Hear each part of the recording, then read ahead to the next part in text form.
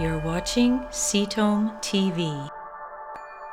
Knowledge is power. With all these new drugs coming out to treat cancer, how can we know they're safe?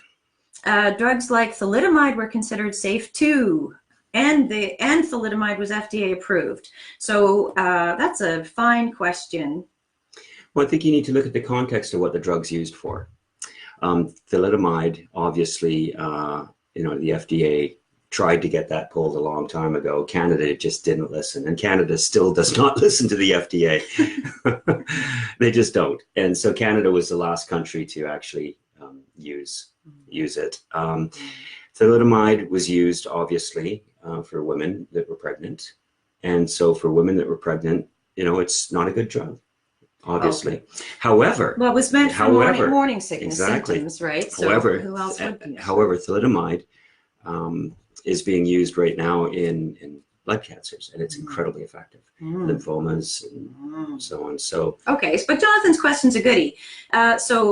We have great regulation now. We have science that is able to really extrapolate these things.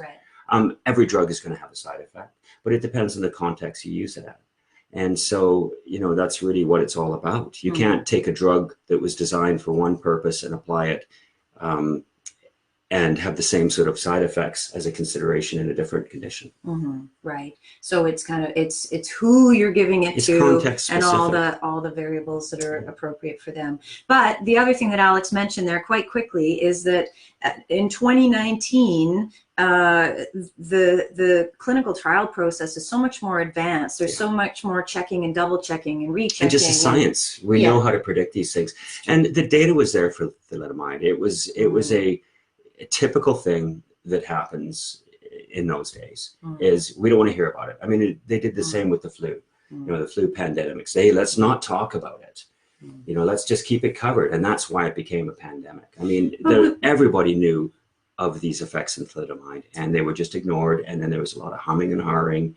And, it was the government not listening to the FDA. And a lot of people paid the price as a result of that. Yes, and my own sister. Thank you for watching CTOM TV. Subscribe below and stay informed.